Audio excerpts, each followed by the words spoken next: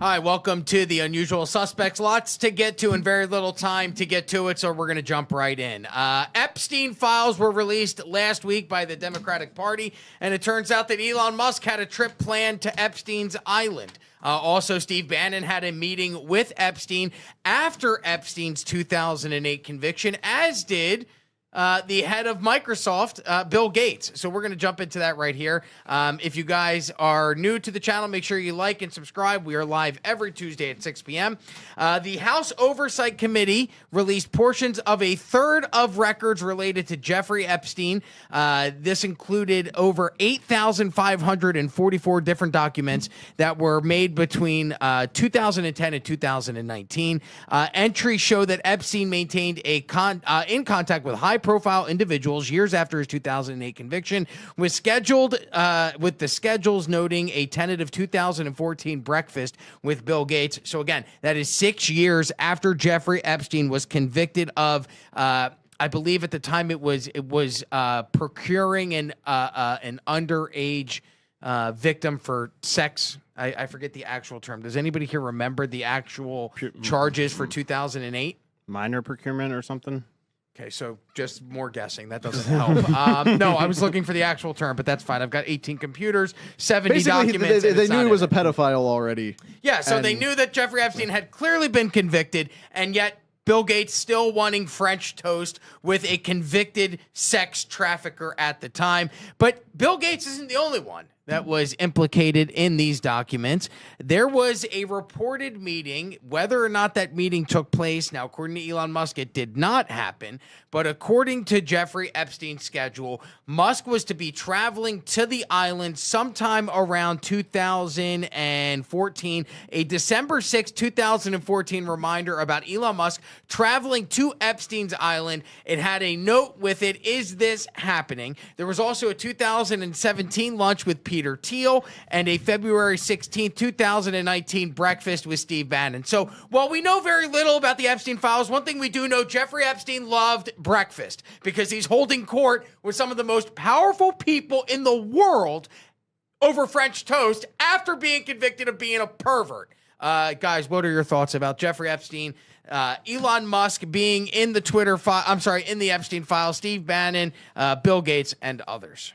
Just to clear, he got charged with conspiracy to entice minors, enticing minor to travel, conspiracy to transport minors with intent to engage in criminal sexual activity, transporting a minor for intent to engage in criminal sexual activity, conspiracy to commit sex trafficking, and sex trafficking from Charged or convicted? Indicted. Indicted. So that means that he was found responsible. No, the indictment was brought against him. He was charged.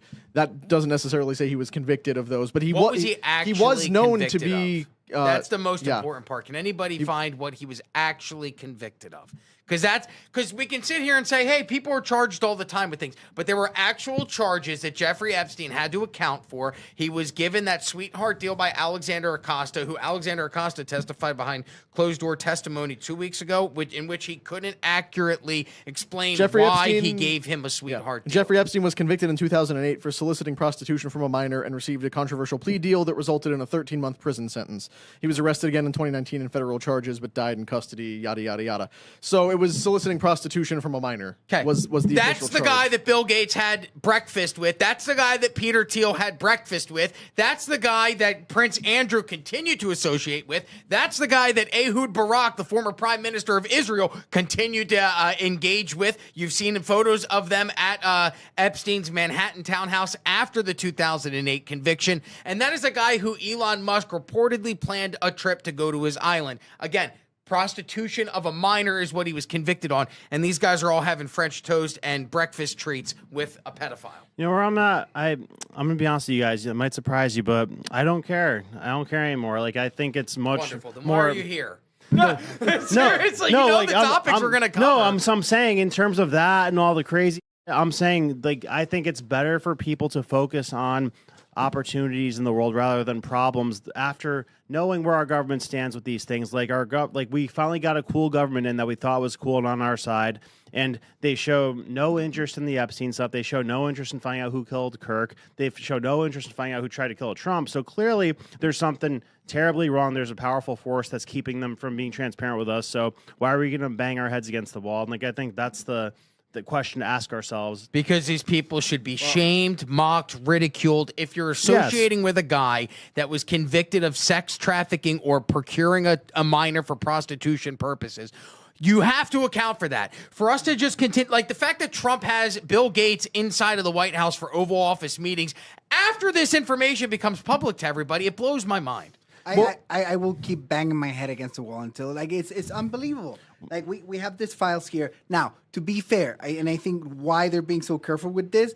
For example, I want to take Steve Bannon out of this because there's reports that he was working on a documentary. There's tapes he was having conversations with him on a documentary style. Well, and on that, Steve Bannon said that he was hired for media training. So he was So I don't know if media training a pedophile to reshape his image is really the best argument to make for Steve Bannon. But at the same time, to address what Humberto is saying here, this is why the notion of like the Epstein Files needs a little bit of clarification even for us who discuss it, because there are all sorts of names listed in documents pertaining to Jeffrey Epstein. What we're not interested in is knowing anyone he might have said hi to on a street in New York at one point. We're looking for the people he did business with, specifically the people on his planes, the people on the island, and whatever list allegedly exists of who he trafficked young girls to. So Elon Musk is listed in the Epstein Files with a possible invitation to the island that Musk has now come out and said never happened. Other people like Steve Bannon listed for lunch. Peter Thiel listed as having lunch. And this is where having some clarity on what it is we're looking for when we want names out of these files, because you got people who didn't do anything, which is like Trump, like Musk, like some of these other people listed in there, and then people who definitely did stuff, Bill Clinton, Prince Andrew, people who have had actual accusations brought against them. So I also think we have to look at the fact that this was disclosed by the Democrats in the House Oversight Committee, because after Trump and Pam Bondi and Kash Patel and Dan Bongino bungled all this stuff with the disclosures of the Epstein files, it suddenly became okay for Democrats to start talking about Jeffrey Epstein again, where now that they think they can get Trump with it, all the Democrats are on board with digging into Epstein, and the Republicans are stonewalling for some reason. Well, they know there's no shot in hell that's gonna get released, so it just gives them some clout to say that they want to be released. Exactly. Just like the lawyer guy, the creepy Yeah. lawyer who was saying that he wanted to be released. Dershowitz, Dershowitz knows it's not gonna be released. Look at the names they disclosed. The Democrats got these files. This isn't the official release. These files are supposed to come out. The Democrats released them ahead of time, and they picked 3 names: Steve Bannon, Peter Thiel, Elon Musk. All of those are Republican or Republican-aligned individuals.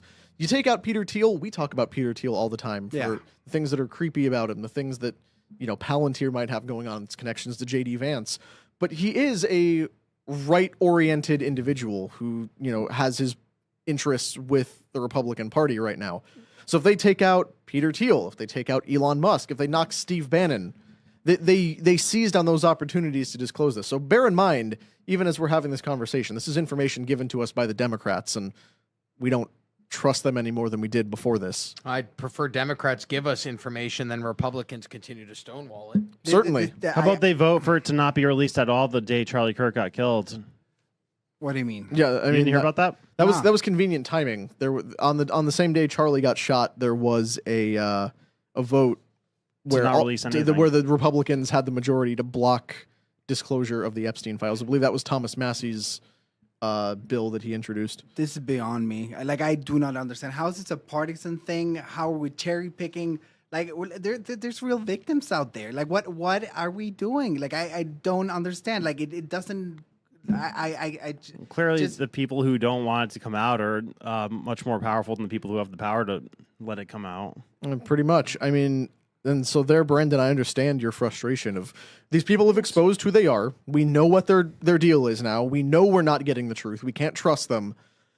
In a way, maybe we do move on with stuff, but we still need to keep banging against that wall and making noise about it so that maybe one day we can finally get an answer here. Yeah, I mean, I guess what I'm saying is that I think everybody who's upset about it needs to put the energy that they have towards complaining about it, towards putting themselves in a position of power to do something about it. Like whether it's like getting yourself rich or getting yourself some political power, rather than just complaining and hosting all day. I think that's like a inefficient use of energy when you're mad about stuff like this. Well, but it does bring to light other perverts who get busted for other things. For instance, a Soro money manager, Howard Ruben, busted for sex trafficking. 70-year-old Wall Street trader has been arrested in charge of trafficking, transportation for prostitution, and bank fraud. According to reports, he allegedly ran a years-long operation that lured women to luxury hotels and a midtown Manhattan penthouse that was outfitted as a soundproof BDSM dungeon. Wow. Ruben and his former assistant recruited women, often vulnerable due to addiction or abuse,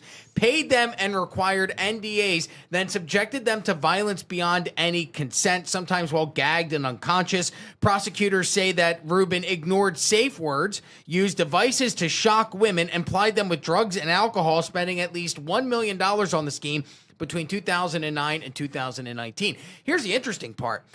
Do you know Ruben's background? He worked for Bears Stearns between 89 and 09. Do you know where he worked? Do you know who else worked at Bear Stearns in the 80s? Epstein. Jeffrey Epstein, 76 to 81. While their time frames don't overlap, it's odd that people are working for the same company and are accused of similar grotesque acts when it comes to sex trafficking of women. Because it's all a big club, and regardless of whether their timelines overlapped, Epstein wasn't the one running the club. We all know that. This guy was not the mastermind behind this operation. He clearly was working with and for other people.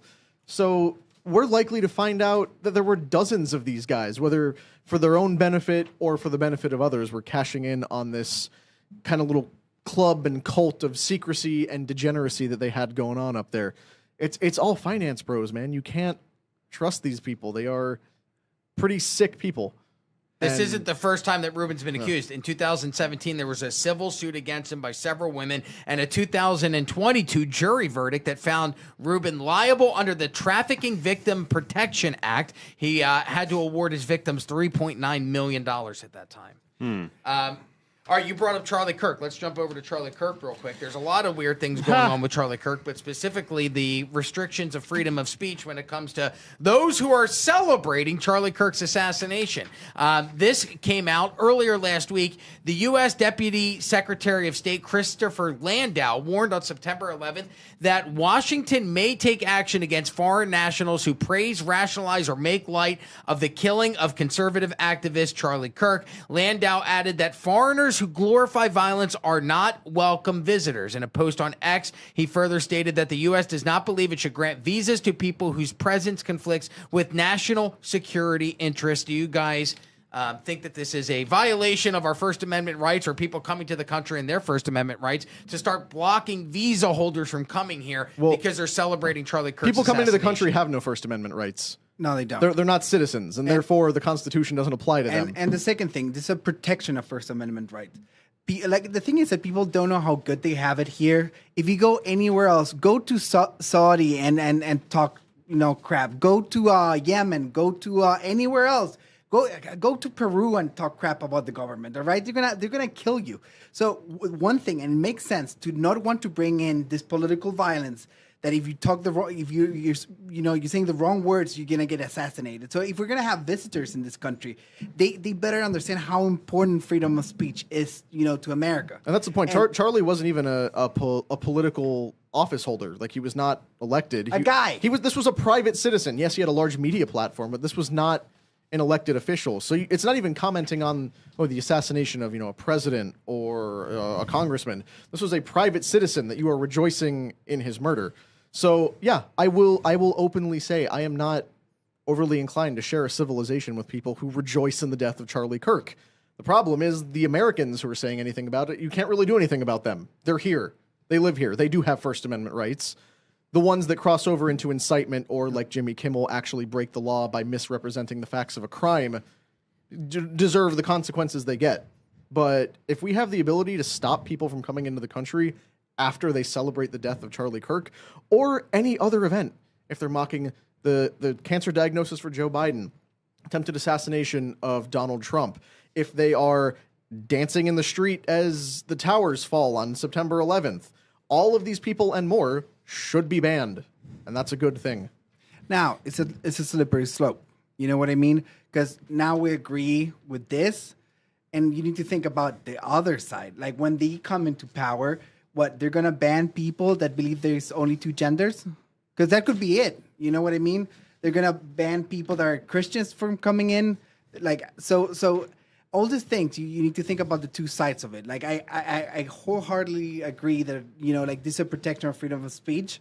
But at the same time, you need to flip the coin when the other side is in power. Who are they going to ban? Well, when it comes to free speech, let's talk about what's going on in California right now. California Senate Bill 771, which was authored by Democratic State Senator Henry Stern, seeks to hold large social media platforms accountable when their algorithms amplify violent or extremist content that violates the state's civil rights laws. The measure passed the legislation and now awaits Governor Newsom's signature by October 13th. If enacted, companies will, with annual revenues over $100 million, could face up to a fine of $1 million for knowingly promoting harmful content and $500,000 for reckless violations. The law would take into effect in 2027.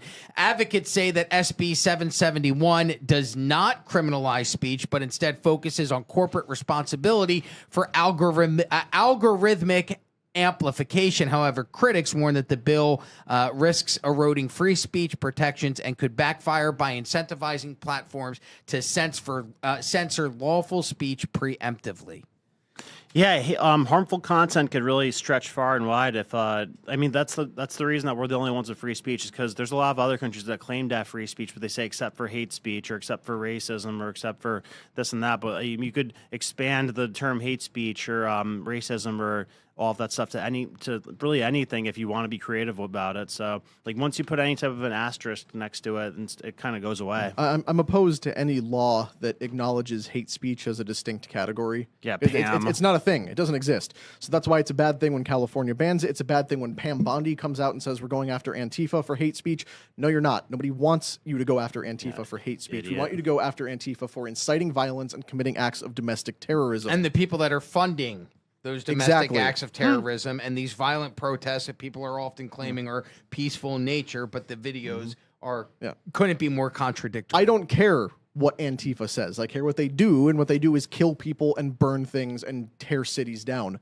So it's not a fundamentally bad idea of wanting social media platforms and big public platforms to have something in place to crack down on violent content if, again, it violates laws against incitement. What's violent content? Exactly. That is the problem. These things have no definitions. Well, they did the same thing. Vaguely applied. The FCC did the same thing when it comes to language restrictions for radio in the 90s and 2000s. They would say that they were going to fine individual broadcasters for being indecent, but they would never define what indecency was. So it was always subject to the person issuing the fine and what their thoughts are on indecent speech, indecent acts on the radio. The censorship of these things online is a very slippery slope. And I'm normally not one for slippery slope arguments because it makes it impossible to ever do anything. But you saw the government, a few Republican members of Congress, start calling on X to remove videos of Charlie Kirk being shot. It was horrific to watch those videos. And Rob, I think your son might have seen it. And not that I'm looking for it, but it's very odd. A friend of mine was like, have you ever actually watched the video all the way through? There's a different angle that shows the bullet coming from a different... But I can't find the original videos that were flooding the algorithm at the time that the shooting took place. Again, not looking for it, but yes, I'd like to see what they're telling me is an alternative theory when it comes to the actual assassination, to go and search for that. Like, I don't want you guys to think I'm just sitting at home watching Charlie Kirk get shot in the neck and that's what gets my rocks off. No, somebody said, hey, there's an alternative theory as to how this shooting took place. Here, can you go find the video? And it's nowhere. I can't find the original videos that were exactly algorithms. That's where we get into the dicey territory of in the moment. We don't want our children going on social media and just because it's viral and it's boosted to the top of their algorithm, and your small kid or your wife or whatever happens to see this horrible video of a man bleeding out after getting shot in the neck. But then, after the fact, it is in public interest to have this footage available for analysis. So the video's gone now. You basically Yeah, can't who the find it hell? anywhere. Who the hell's the traitor inside Turning Point that's not letting the footage out? Like, there's all these angles that we're not seeing. Like, there's a camera behind him, in front of him. There's Well, is dozens it of people high quality. inside Turning Point, or did they hand that information over to the feds? According to people that were speaking at the memorial from Turning Point, those SD cards were being handed off to the federal government and given to the FBI. So, who actually has that evidence is subject to. Well, They should there's be all these given to claims of, the in the FBI, like- seconds after he got shot, there seemed to be people scrambling for cameras and SD cards and handing things off. And of course, that's unverified, but it looks like there might have been possible mishandling of evidence. Now, So we have to figure out what's happening there. Going back to this ruling, I think this is not going to work. Like they have no way to enforce it. Like probably we're going to get an option on the back end of all our social media to turn off California, and that's what's going to happen. Like I don't want to risk the company. I don't want to risk anything. I'd be like, because you can geolog places. Some content cannot be shown in Canada, and some content will not be shown in California. But this is how you get shit like the FCC, though. Like, Well, that kind of ruined But radio. if they want to do this in they wanna California, regulate- it's fine. It's But a state law. If you they want social media to be regulated like radio? But Brandon, like we the people, they voted for this. They're getting this. On our interest, we have freedom of speech, and we're going to turn off California, and they can watch your things because we don't want to risk $1 million fine. And that's what it is. And that's how the market is going to regulate. All right. And the second thing is, I think the best way to regulate this is the move that Elon Musk did with the community notes. I think they're very useful. And I think the best way to go around this is to have a voting system, all right? And then to have one thing to report crimes, incitement of violence, this and that. You report that, and then if it's too outrageous, just vote it up and down to get deleted, and that's it. But that's how freedom of speech works. Like freedom of speech doesn't mean freedom of consequences, all right? There's always social ramifications. So socially, we should be able to delete them, but not mandatory by law. You know where I'm going with this? Yeah. So the digital world looks more like the American law. Use social pressure and consequence as an alternative to And law. that's that. Because you don't need everything codified We've in been law. doing it for 190 years. It works. Let's not reinvent the wheel here. You know what I mean? Well, okay. Unfortunately, we have a guest that's waiting, so we have to wrap up this conversation and jump into our guest. Now, there's a reason why we're having our guest on today. Originally, when we scheduled the guest, we thought that Pete Hegseth and his mystery military press conference was going to be about the asteroid or interstellar object 3I Atlas. And there's only one person in the world who is well qualified to speak on that. He is a Harvard astrophysicist. He is the former chair of Harvard University's Department of Astronomy, and he is the current leader of the Galileo Project, an initiative dedicated to searching for alien technology in our universe. Joining us right now, all the way from Harvard, Dr. Avi Loeb. Dr. Loeb, thank you for joining us today.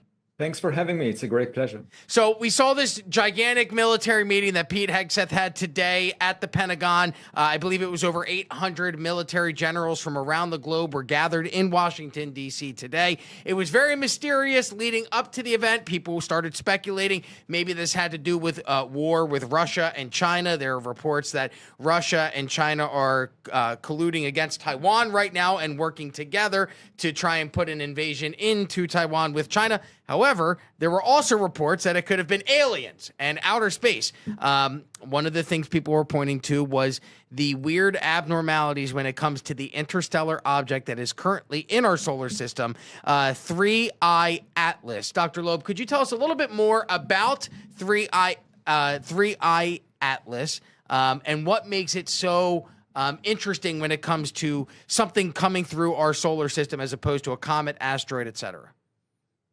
Thank you. Well, first, I should say that my interpretation of the meeting is more mundane. I would imagine that it's related to a reorganization of the Department of War, but time will tell. At any event, there is this object that was discovered on July 1st, 2025, heading towards the sun.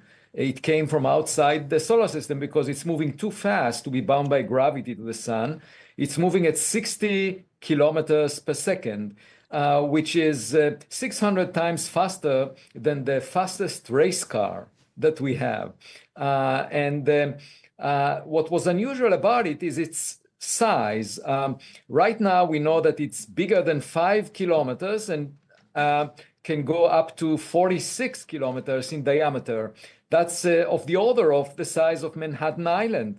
And the previous interstellar objects that we found, two of them over the past 8 years, were much smaller, were roughly the size of a football field. So compare the size of a football field to the size of Manhattan Island.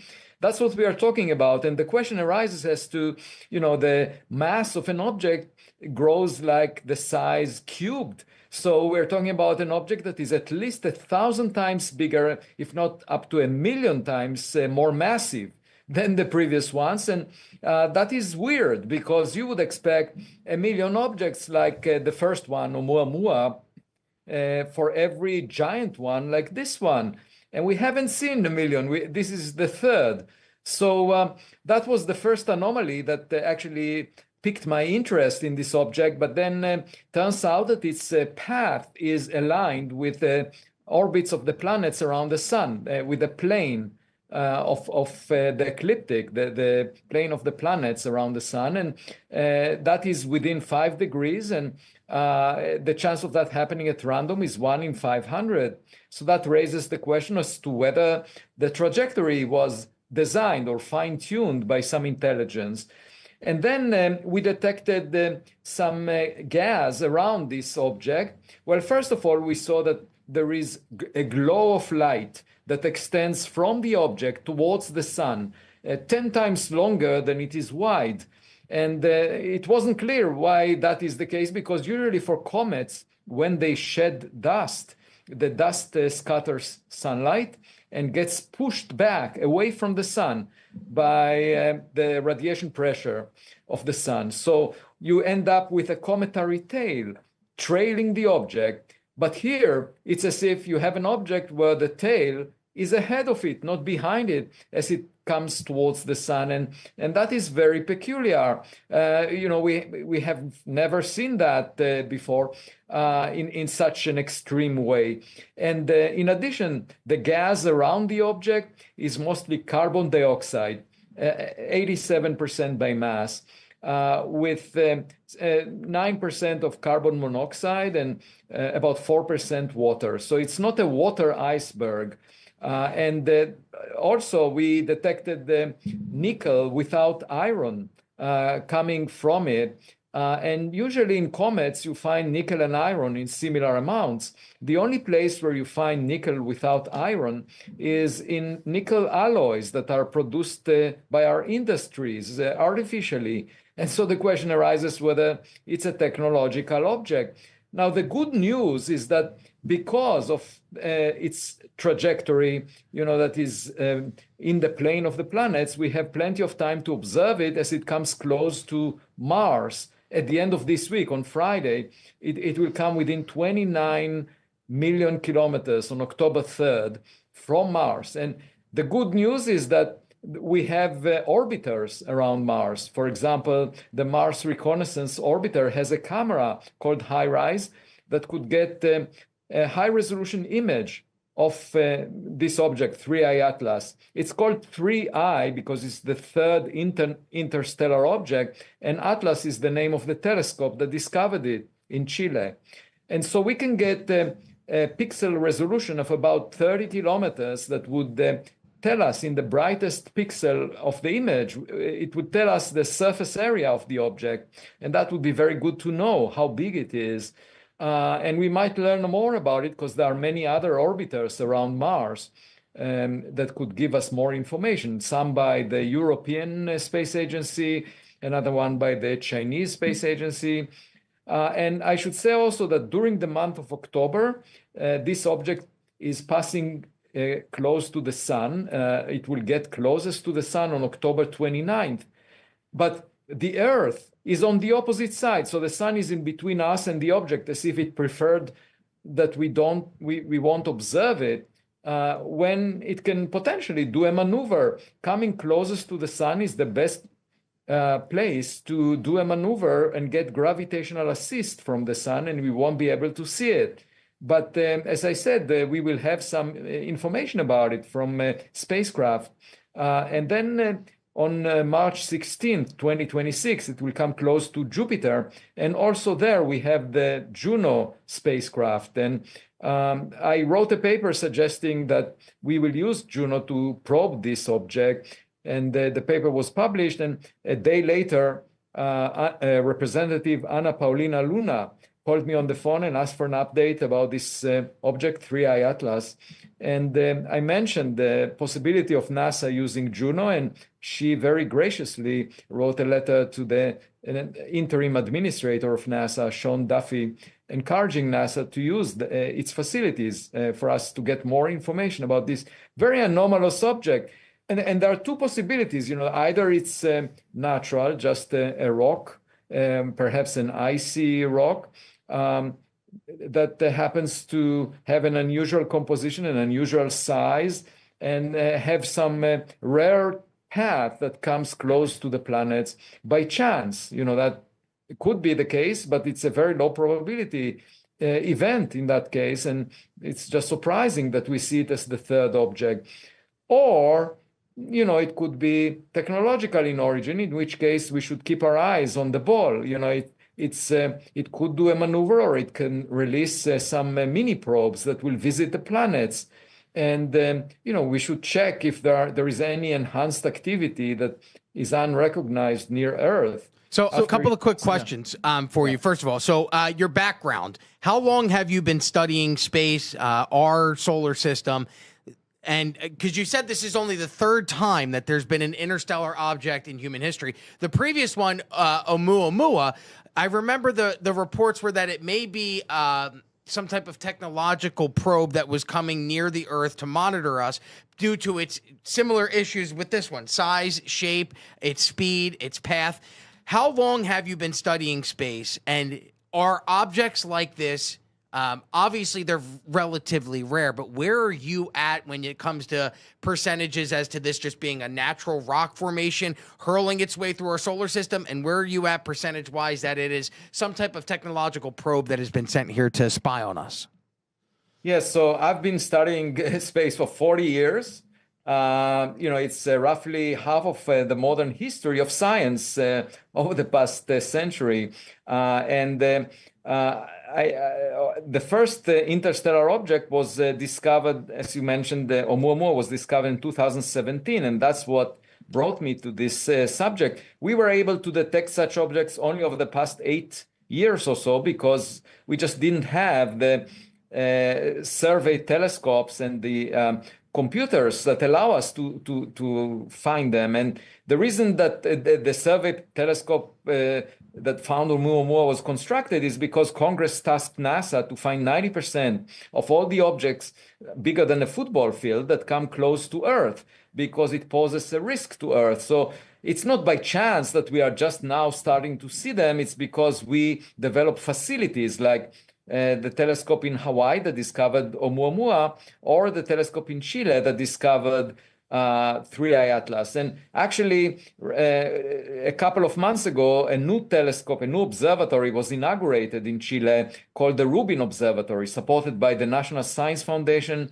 Department of Energy, and it has an 8.4 meter diameter aperture that will be able to discover interstellar objects with much greater efficiency. We expect one every few months. So that will be amazing. And now we are entering a new era. And I actually wrote today, just before I joined you, a letter to the United Nations, encouraging them to establish a committee that will assess all the scientific data, coordinate the assembly of data on future interstellar objects to tell us whether they are natural or perhaps pose a threat to humanity. And, we are all in the same boat, all humans. It's an international security risk. It's not the purview of a specific nation, and I hope they will attend to my letter. Now, a couple of months ago, I defined a new scale that is now called the Loeb scale, where 0 is the rank that you give to a natural object that entered the solar system, like a rock or an icy rock, an asteroid or a comet that we are familiar with. It's just like finding a rock in your backyard. And a rank of 10 would be a technological object that poses a threat to humanity.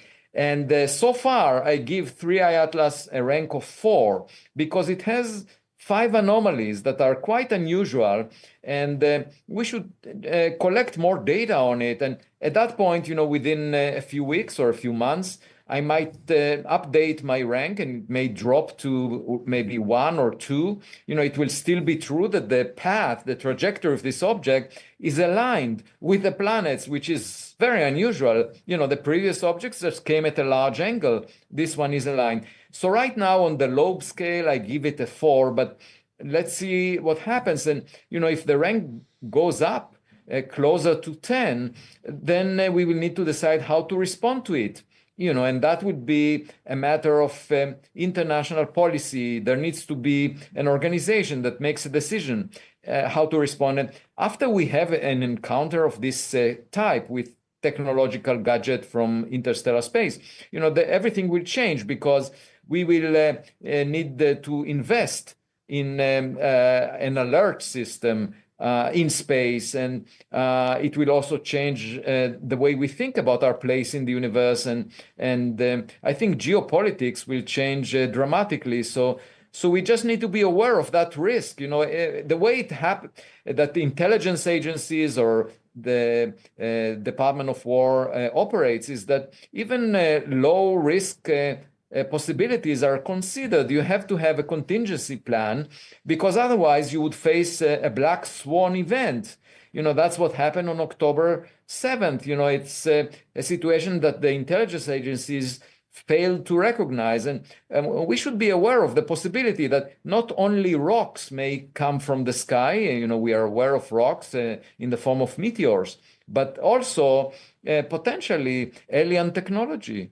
So, quick question.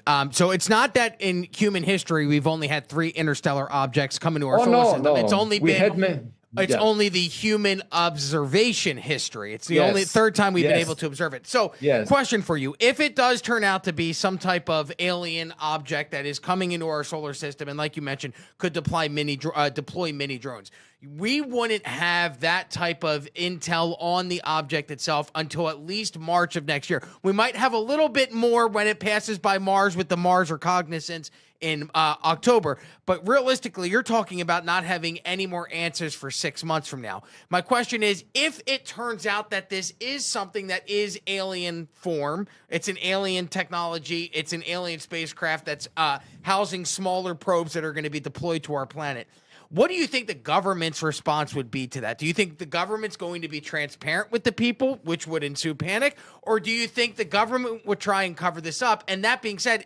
if there was some type of government cover-up, would the scientific community have enough resources to be able to get word out about some type of black swan event like you just mentioned? Well, the good news is that the government cannot cover up, something like that. And the reason is simple.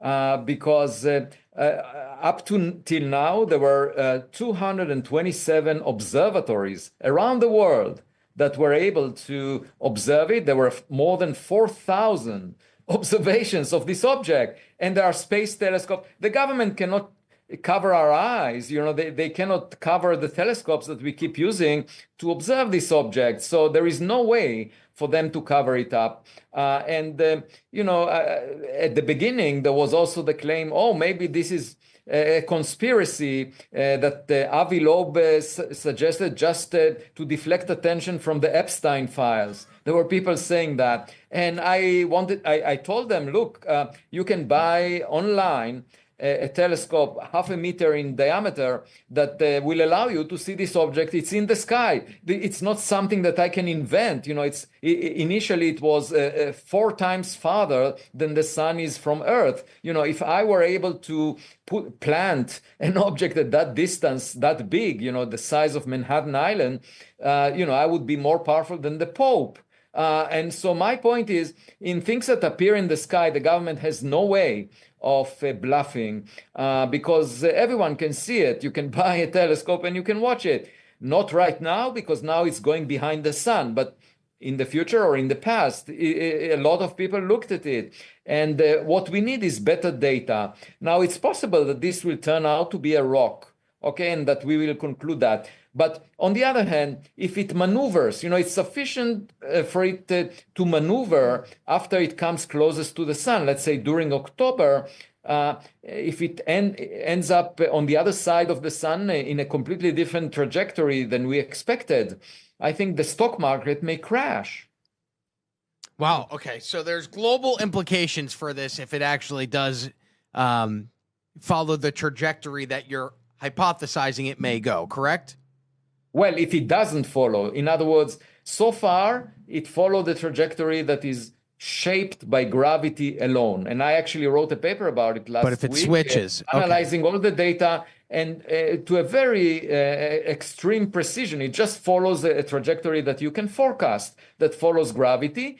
But that means that if it deviates from that, that would be extremely unusual, because we don't expect that based on the past. So if in the future it does some maneuver, it's clearly not natural if we can detect a very significant maneuver. Got it. If you're just joining us on Zoom, we have Dr. Avi Loeb, Harvard astrophysicist, the former chair, or are you still the chair or the former chair of Harvard University? Former chair, but I'm currently a director of the Institute for Theory and Computation at Harvard. I've been in many leadership positions over the years. And you currently lead the Galileo Project, an initiative dedicated to searching for signs of alien technology throughout the solar system. Connor, I know you had a question for Dr. Loeb. So I wanted to circle back and touch on something you mentioned a few moments ago about Congresswoman Anna Paulina Luna and how she reached out to you, helped you get in touch with people from NASA for monitoring 3I Atlas.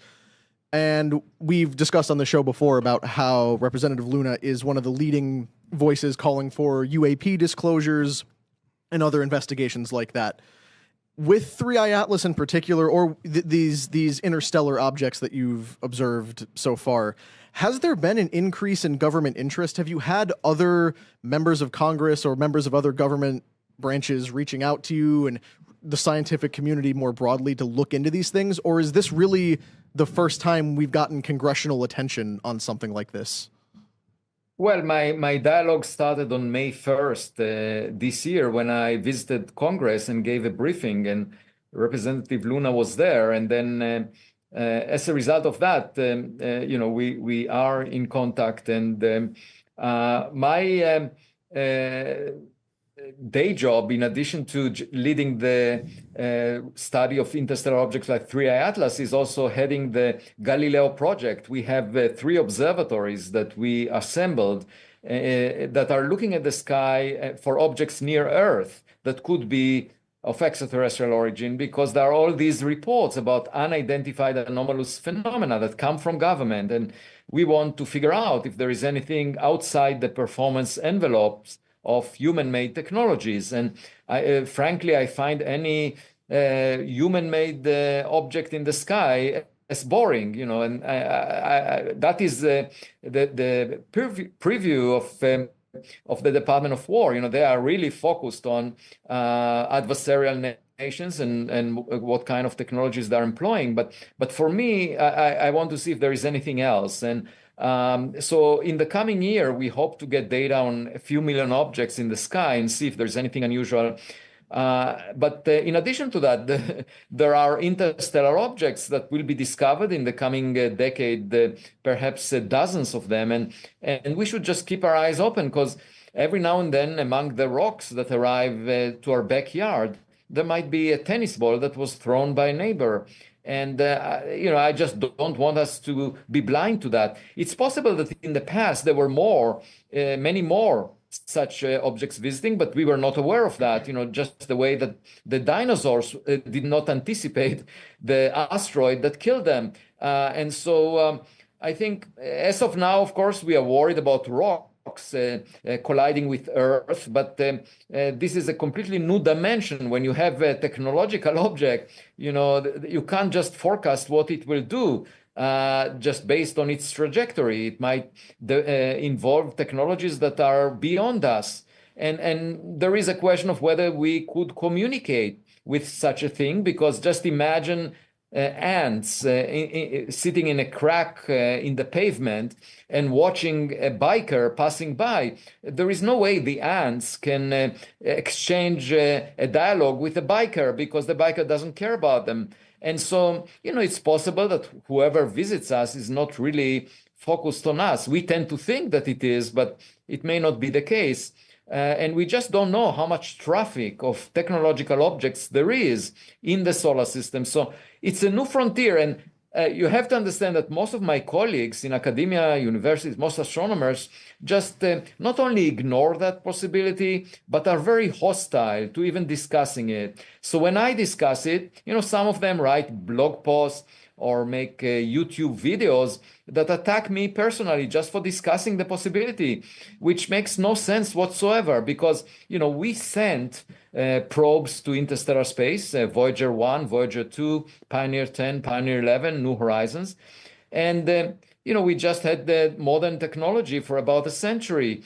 And other civilizations may have had a head start, of 1 billion years relative to us, because most stars formed billions of years before the sun. The sun came only in the last 1/3 of cosmic history. So for us to pretend that the only objects in the sky must be rocks, without entertaining the possibility that they could be something else, it's not very intelligent. And I'm trying to explain that to my colleagues, but they're very stubborn. There is no funding to study specifically the technological signatures of objects near Earth that come from outside the solar system. And I'm trying to change this narrative. Dr. Loeb, what about other theories of other spacecrafts that have been in our solar system or even orbiting our planet that are spying on us? For instance, have you ever heard of the Black Knight satellite theory, that there is a Black Knight satellite that is currently circling Earth and has been around Earth since the 1950s was the first reported sightings of it? Have you ever heard of the Black Knight satellite? Do you give any credit to the Black Knight satellite theory? Yeah, I heard about it, but I would expect the intelligence agencies in the US and in other countries to be aware of that if it exists, because they are monitoring satellites all the time. Because satellites are extremely important for espionage. So if they were identifying a population of satellites for which no country is responsible, they would immediately flag it. And so you can't hide satellites from view. There are even telescopes looking at the sky, surveying the sky, that keep detecting, they are seeing satellites, so they would see them. It would be in our database, and I would expect someone to know about it. If the intelligence agencies don't see objects circling the Earth that they don't identify, then I would assume that these things don't exist. There was a claim that they existed back in the 50s, but that was that claim was based on data from photographic plates, where there were points of light that showed up under some circumstances. I'm worried about that data because it may have been artifacts of the photographic plates, that we cannot test in retrospect. What I would like to know is whether the intelligence agencies have any objects orbiting Earth that they cannot figure out. Until I see such evidence, I would doubt that it exists, because that would raise the alarm bells in many intelligence agencies if they see a population of satellites that they never heard about. This is Dr. Avi Loeb from Harvard. He's an Harvard astrophysicist, head of the Galileo Project, an initiative dedicated to searching for signs of alien technology throughout our solar system. Humberto, I know you had a question for Dr. Loeb. Go ahead. Dr. Loeb, so we don't know for certain if the universe is infinite, but we can observe 46 billion years on each direction. All right. What's the deal with your colleagues that they don't allow themselves to think there is something out there? Like if you thought about, like how infinite is, if you put enough monkeys with typewriters, one of them is going to write Shakespeare. And this really worries me. I was, I think I brought this up like in February, like the thing, because I love asteroids and I love space in general. My question is, okay, the trajectory that you pointed out, like I saw it online, and we're talking about a massive object. This object is, I think it's 33 tons. And 33 billion tons with a At nucleus of over least 3 miles at least. wide. So Yeah, that's the minimum, by the way. That at least that massive, yes. and then you were talking about the compounds that are coming, away from the thing, and they're very common combustion, chemicals. You have carbon dioxide, carbon monoxide, and nickel. What pushed you? It's a two-thing question. What pushed you over the edge of thinking that it could be something else? Could it be actually explained just by speed and size? And my second question, Yeah. And my second go- question is about like, how come you observe this and write a letter to the UN? Like, out of all organizations, this planet is probably the most useless one. Like, if the faith of humanity is, I had to put in someone's hand. Like, they failed in Bosnia, they failed with Africa, they failed with Ukraine, they failed everywhere. Yeah, I completely agree with you. But the thing is, if there was another organization that represents international affairs globally, I would do it. I would approach that one. So maybe we should shy away from the UN and just establish a completely new organization. That may be the case. I just try to approach whoever is around, that is dealing with all nations on Earth. But you're completely right on that, and I agree with you. With respect to the what drove me in the direction of considering a technological object is first the chance in 1 in 500 that it would be aligned with the plane of the planets around the sun. Okay, that's a small probability. We only observe 3 objects. Yeah, it's and almost a one straight of the- line. what- It's almost a straight Sorry? line when you see it. It's almost a straight Yeah, line. yeah, it's amazing. And not only that, but it also arrives at the right time to come very close to Mars, very close to Jupiter. And for that, you need a special timing. Now, on top of that, there is nickel without iron, which the only place where this appears is in industrial production of nickel alloys. We see this during July and August. There was this elongated, glow in front of the object towards the sun that was 10 times longer than it was wide. Very unusual. And also, in addition to that, it has some very unusual negative polarization to its light. And, the fact that it's so big is not just in comparison to the previous objects that we saw, but also there is not enough material in rocks in interstellar space to bring such an object into the inner solar system once per decade. You would expect such a giant rock to arrive once per 10,000 years, maybe 100,000 years, at the very best. I did this calculation shortly after it was discovered and published it. And frankly, all these people that say, oh yeah, it may be just a rare comet that happens to be on this trajectory, that happens to be big, they don't really attend to the anomalies that I mentioned. They don't explain them. They just ignore them. So obviously you can ignore facts and just say, well, it's a rare, it's a big object that happens to be on this trajectory, that happens to have nickel without iron, that happens to have this elongated glow in front of it, which we don't see in almost all comets. And so all of these are low probability characteristics. And they just say, okay, well, these are peculiar objects, who knows? And therefore it's a comet, don't even discuss. Now, if they were just saying that, I would be completely happy. They are, they can have their own opinion, but they go well beyond that. Is there an agenda behind it?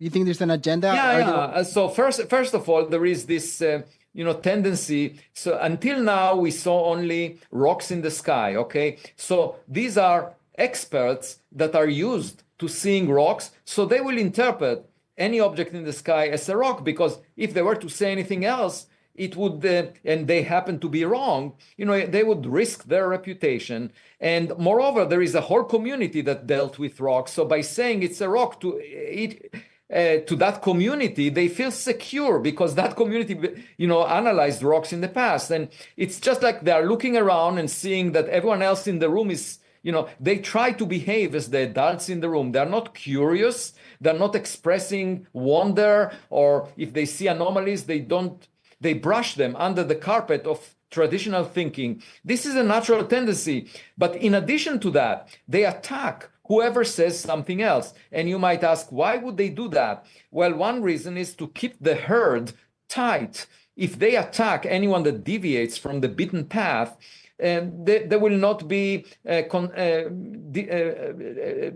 opinions that are different than theirs, and they would maintain their stature. And unfortunately, that's a very bad strategy. Well, first, it discourages young people from considering innovative ideas because they have to worry about job prospects. So it suppresses innovation in science. I'm not sensitive to that kind of criticism because I have, my position established. But I find it very harmful for innovation in science.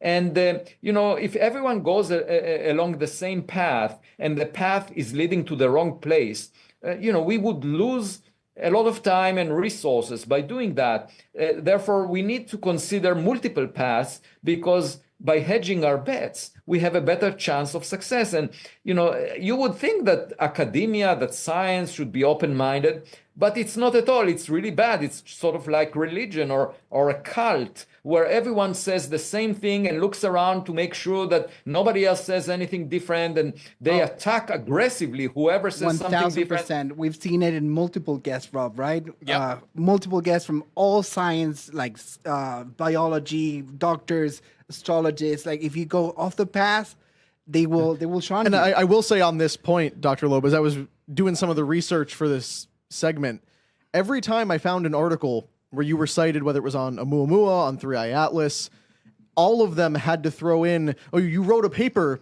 but it wasn't peer-reviewed.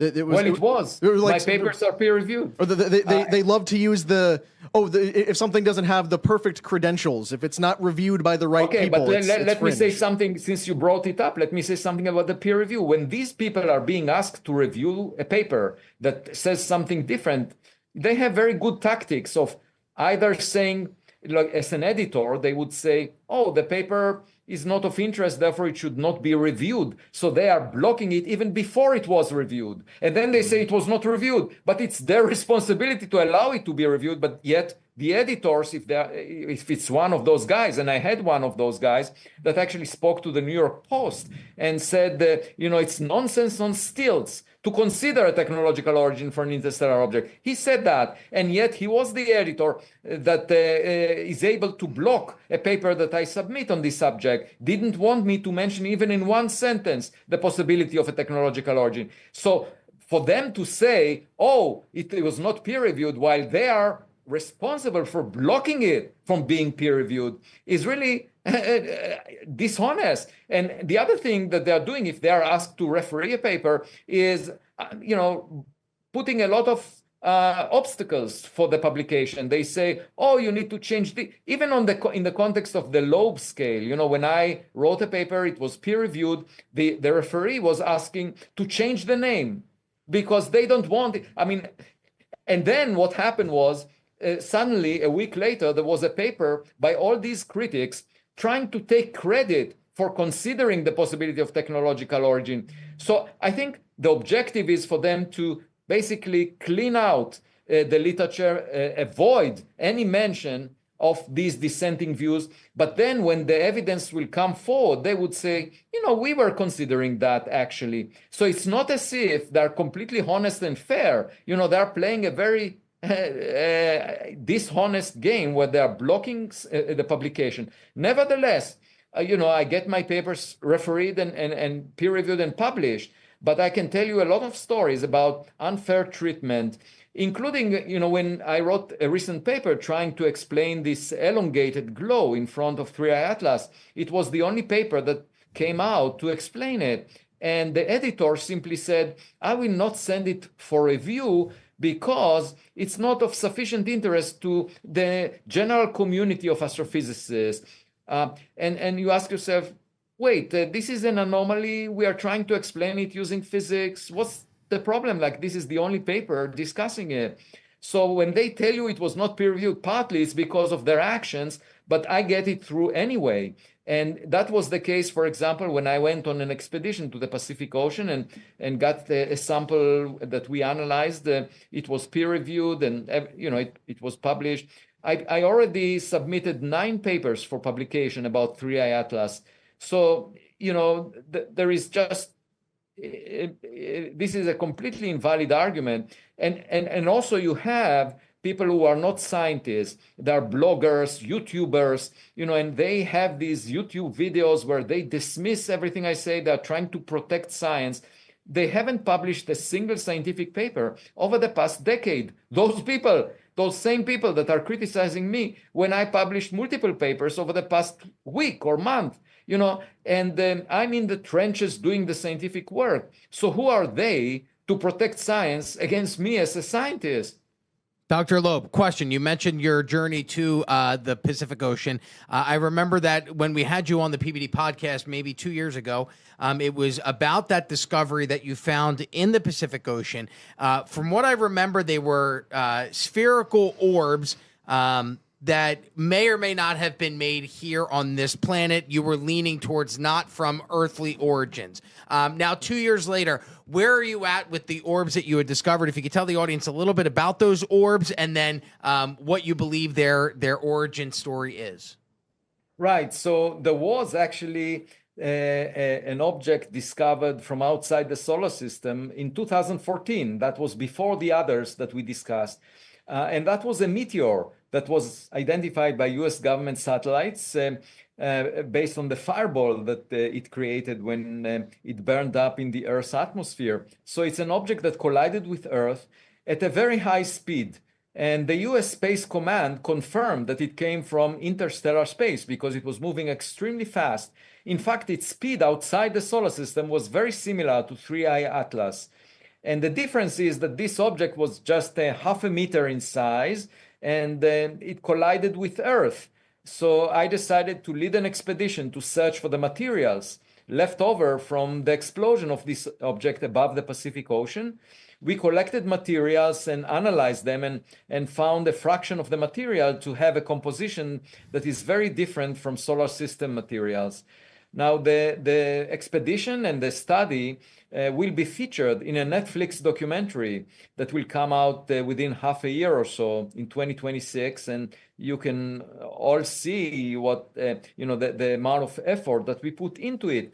But here again, you had these critics that didn't have access to the materials. They made all kinds of statements that were incorrect about the materials.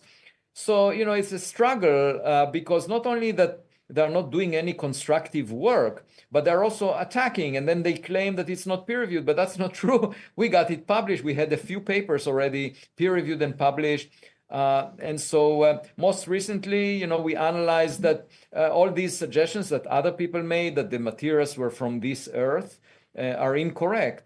And so hopefully you'll be able to see the details in the Netflix documentary. What about the thing that got shot out the other day that didn't get destroyed at all by the Hellfire missiles? Yeah, I was going to bring that up. We were talking about things that fall within the purview of the Department of War. This was a thing that was on our radar, but then so many other insane things have happened in the news cycle these last 3 weeks that we didn't even get the chance to talk about it.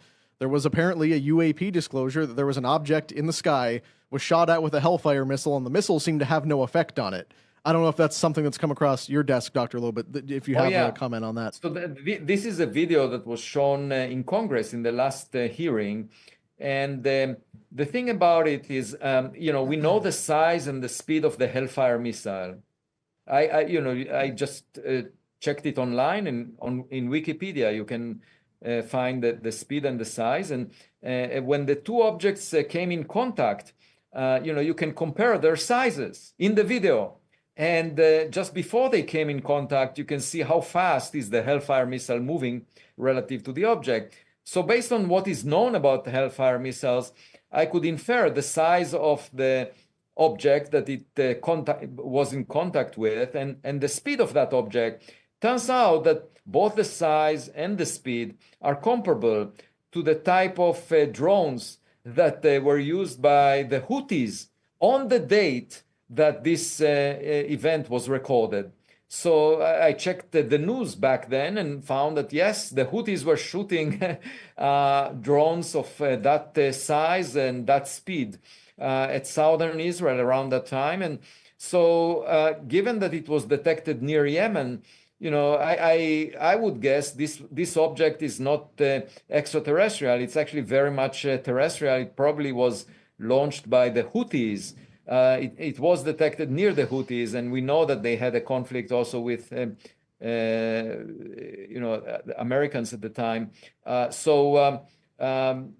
would, and also keep in mind that the Hellfire is a weapon that is anti-tank. It's supposed to explode when it hits armor, and if it were to hit the tail of a drone or whatever was launched by the Houthis, it didn't detonate, and perhaps the reason is that it wasn't a very strong impact. And so I would tend to actually interpret this video as interaction of human-made technologies rather than anything exceptional, because there is no evidence for unusual flight characteristics of this object.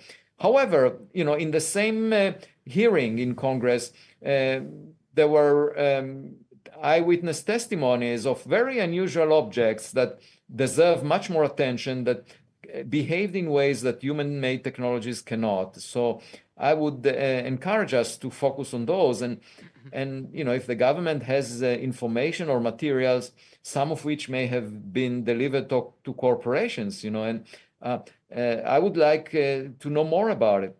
This is Dr. Avi Loeb, Harvard astrophysicist, head of the Galileo Project. Final question for you, Dr. Loeb. You mentioned the Loeb scale earlier. Let's apply the Loeb scale to a different scenario. On a rank of 1 to 10 on a Loeb scale, where are you at that we are alone in the universe, and where are you at that there are actually other life forms that exist beyond our own earthly planet?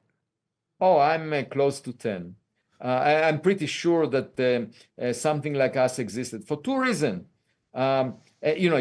First of all, there was much more time available than the time that elapsed on Earth. The Earth formed in the last 1/3 of cosmic history. There are 100 billion suns in the Milky Way galaxy alone, and so the statistics is such that if you have 100 million houses on your street, and to claim that you are unique and special and there is no resident in these houses other than you is a little bit arrogant, I would say. My colleagues keep arguing that it's much more likely to find microbes in these houses. The problem is, from the vantage point of your house, if you look through the window, it's really difficult to tell if other houses on your street have microbes. But it's much easier to tell if they have a resident, because the resident might show up in your front door or might throw a tennis ball that you will recover in your backyard, or you would see some construction project in their backyard. And these are signatures that we might look for if we only allocated the funds. Right now, the astronomy community is planning to allocate more than $10 billion to search for microbes in the coming decades. And I say we should hedge our bets. Let's allocate billions of dollars also to the search of intelligence. It might be easier to detect.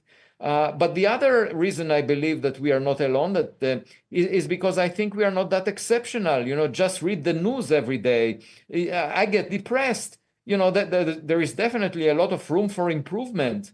We are not the most intelligent beings that you can imagine. And if you have, 100 billion trials, it's very likely that something better than us existed out there billions of years ago.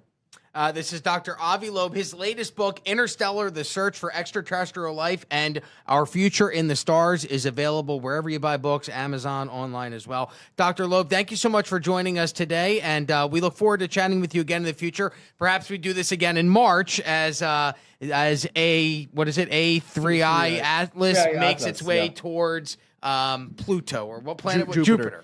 No, Jupiter. Yeah, I would be delighted anytime. If it does a maneuver before then, just stay tuned and we can discuss what it means to humanity. Awesome. Absolutely. Sounds good. Thank you very much for joining us today, Dr. Loeb. Take care. Bye-bye. All right, well, thank you guys for joining us. Thank you to Connor, Brandon, and Humberto. By the way, if you are a fan, this is a weird thing to say, if you are a fan or interested in the Las Vegas Route 91 Harvest Music Festival shooting that took place on October 1st of 2017, in which, according to the narrative, Stephen Paddock was a lone shooter, wounded more than 400 individuals shooting from the MGM Grand Casino Hotel, also killed around 60 people.